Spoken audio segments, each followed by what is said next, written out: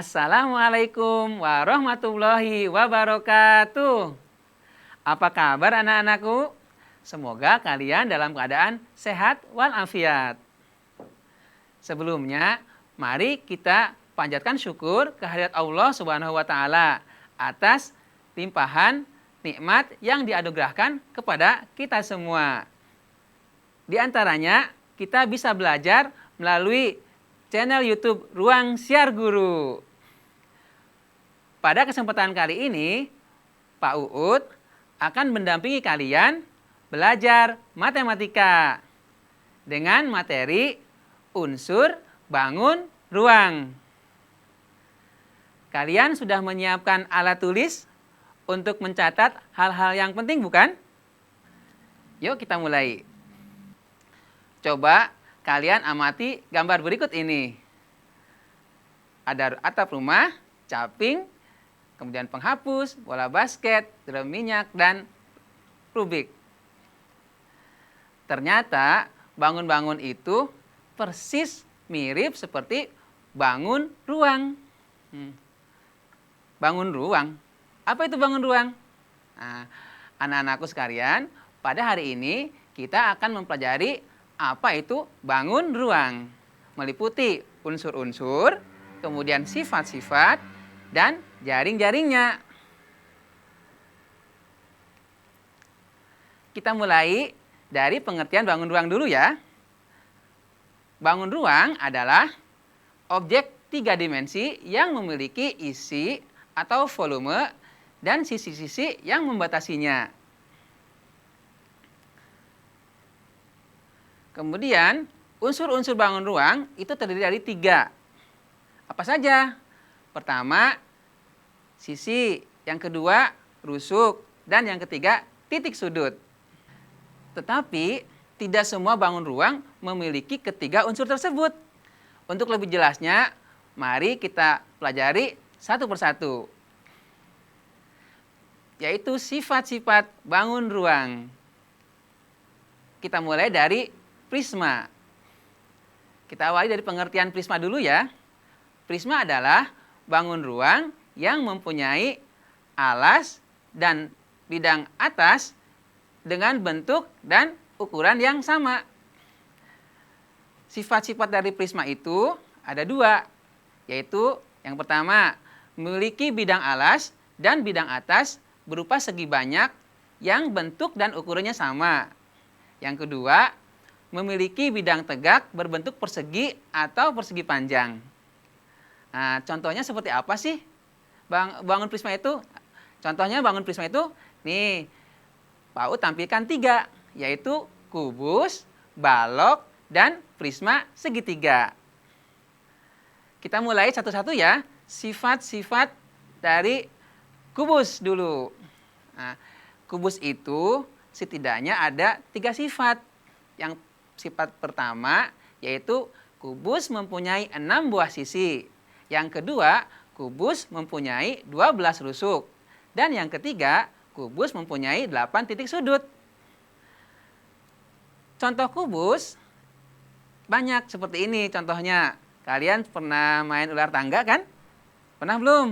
Nah, ada dadunya itu termasuk contoh kubus. Kemudian rubik. Kemudian es batu juga bentuknya kubus. Serta kalau pas ulang tahun kalian pernah nggak mendapatkan kado? Nah, bungkusnya kan ada yang berbentuk kubus. Nah, anak-anakku sekalian, kubus itu kalau kita bongkar, kita buka, nanti ada jaring-jaringnya. Apa sih jaring-jaring kubus itu? Nah, seperti ini kalian lihat pada layar. Berbeda-beda warna itu maksudnya ada yang sebagai alas dan nanti ketemunya sebagai tutupnya. Yang berbeda warna itu ya. Oke, anak-anak sekalian, berikutnya yang masuk prisma adalah balok. Kita mulai dari sifat-sifat balok dulu ya. Balok itu yang pertama mempunyai sifatnya adalah balok itu memiliki 6 buah sisi. Kemudian 12 rusuk dan yang ketiga mempunyai 8 titik sudut. Balok dengan kubus kok sama-sama ya sifatnya? Oh tidak. Kalau kubus dengan balok itu ada bedanya. Bedanya apa? Bedanya kalau kubus semua sisinya pasti persegi. Sedangkan balok tidak bisa. Sedangkan balok tidak semuanya persegi. Paham ya bedanya? Berikutnya contoh bangun balok. Yang pertama spons untuk mencuci, kemudian buku, tempat tidur atau kasur, penghapus, lemari, dan koper. Itu ya untuk bangun balok. Bagaimana jaring-jaring dari balok? Nah, jaring-jaring balok itu kalian bisa lihat di layar beragam modelnya. Yang diberi warna itu menunjukkan sisi yang berhadapan. Oke ya, itu yang berwarna untuk menunjukkan sisi berhadapan. Anak-anakku sekalian, berikutnya adalah termasuk prisma, yaitu prisma segitiga. Prisma segitiga itu setidaknya ada 3 sifatnya, yaitu mempunyai 5 buah sisi, 9 rusuk, dan 6 titik sudut. Contoh bangun prisma segitiga seperti apa? Tenda. Kalian sudah pernah kemah kan? Nah, tendanya itu mirip prisma segitiga. Juga kalian amati pada atap rumah. Juga bentuknya seperti prisma segitiga. Oke anak-anak, berikutnya setelah prisma, bagaimana jaring-jaringnya? Jaring-jaring prisma segitiga. Kalian bisa lihat di layar jaring-jaring prisma segitiga. Ternyata prisma segitiga itu yang 5 sisi terdiri dari 2 sisi berbentuk segitiga dan 3 sisi berbentuk persegi panjang. Itu ya. Baik. Berikutnya bangun yang kedua termasuk bangun ruang adalah tabung. Kalian lihat pada layar sifat-sifat tabung. Nih, tabung itu sifat-sifatnya mempunyai, nih sifat-sifat tabung mempunyai 3 bidang sisi, yaitu atas, alas, dan selimut. Kemudian 2 sisi alas dan atasnya itu berbentuk lingkaran. Kemudian jarak antara sisi alas di bawah dan sisi atasnya itu ada tinggi. Jarak antara sisi alas dan sisi atas disebut tinggi tabung. Dan tabung itu tidak mempunyai titik sudut. Contoh bangun tabung, kalau kalian lihat ada tempat minyak. Nah, kemudian ada yang kosmetik, mungkin lihat ibumu atau Mbak Yumu, mempunyai kosmetik bentuknya tabung. Itu ya, contoh dari bangun tabung. Lantas bagaimana jaring-jaring tabung? Anak-anak, tabung itu kalau dibuka, kemudian kita buat jaring-jaringnya seperti ini. Ada 2 buah lingkaran dan persegi panjang. Yang lingkaran itu sisi alas dan sisi atasnya. Kemudian yang selimutnya itu berbentuk persegi panjang. Ya. Demikian ya untuk tabung. Berikutnya yang ketiga. Kan yang pertama itu prisma, yang kedua tabung, dan yang ketiga yaitu limas. Kalian lihat, limas. Gambar limas itu ada titik puncak, tinggi limas, ada sisi, ada rusuk, dan titik sudut. Lantas bagaimana sih karakter dari limas itu? Nama limas ditentukan oleh bentuk alasnya. Kedua, bidang tegak limas berbentuk segitiga yang berpotongan pada 1 titik. Kemudian yang ketiga, titik potong dari sisi-sisi tegak limas disebut titik puncak limas. Yang keempat, tinggi limas itu adalah garis tegak lurus dari puncak limas ke alas limas. Kemudian sifat-sifat khusus dari limas segitiga sekarang. Yang pertama, mempunyai 4 bidang sisi. 1 bidang alas berbentuk segitiga dan 3 bidang tegak berbentuk segitiga pula. Yang kedua, sifat dari limas segitiga adalah mempunyai 6 buah rusuk. Dan yang ketiga, mempunyai 4 titik sudut. Lalu bagaimana jaring-jaring limas segitiga? Coba kalian lihat. Ini adalah yang kalian lihat di layar, jaring-jaring limas segitiga. Anak-anak, berikutnya yaitu 5 segi 4. Yang pertama mempunyai 5 bidang sisi. 1 bidang alas berbentuk segi 4 dan 4 bidang tegak berbentuk segitiga. Mempunyai 8 buah rusuk dan mempunyai 5 titik sudut. Berikutnya bangun keempat yaitu kerucut. Kalian lihat pada gambar, ada kerucut dari titik puncak, kemudian sisi tegak atau selimut kerucut, rusuk, dan sisi alas. Apa saja sifat-sifat kerucut? Yang pertama, mempunyai 2 sisi, yaitu sisi alas dan sisi selimut. Yang kedua, bidang alas berbentuk lingkaran, bidang selimut berbentuk sisi lengkung. Yang ketiga, sifat kerucut itu mempunyai 1 titik puncak. Dan yang keempat, jarak titik puncak ke alas disebut tinggi kerucut.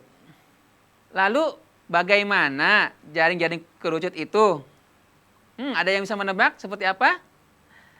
Kalau dibuat jaring-jaringnya, ternyata kerucut itu seperti yang ada pada layar. Lucu ya gambarnya, ada 2 lingkaran dan ada sisi, tetapi bangun apa ya? Nah, itulah bentuk dari jaring-jaring kerucut. Anak-anak, berikutnya bangun ruang kelima, yaitu bola. Ada yang suka main bola kan? Nah, ternyata bola juga dipelajari loh di matematika. Bola. Kalian bisa lihat gambar pada layar. Bola itu terdiri dari titik pusat dan sisi. Adapun sifat-sifat bola, yang pertama, bola itu mempunyai 1 sisi berbentuk lengkung dan tertutup.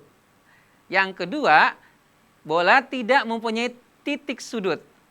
Dan yang ketiga, bola tidak mempunyai rusuk. Nah, masih ingat tadi di awal bahwa tidak semua bangun ruang memiliki ketiga unsur. Ini adalah contohnya. Bola itu dia mempunyai sisi, tapi 2 syarat untuk bangun ruang tidak ada, yaitu titik sudut dan rusuknya tidak punya. Oke? Lantas bagaimana kalau bola itu dibuat jaring-jaringnya? Ada yang tahu seperti apa? Ini dia. Jaring-jaring bola. Seperti ini. Kalau dibuat jaring-jaring, bola akan tampak seperti pada layar. Anak-anak, kita sudah belajar 5 bangun ruang. Untuk menguji kemampuan kalian, Pak Ud memberikan 1 soal latihan. Nah, soalnya, sebuah kubus memiliki panjang sisi 20 cm.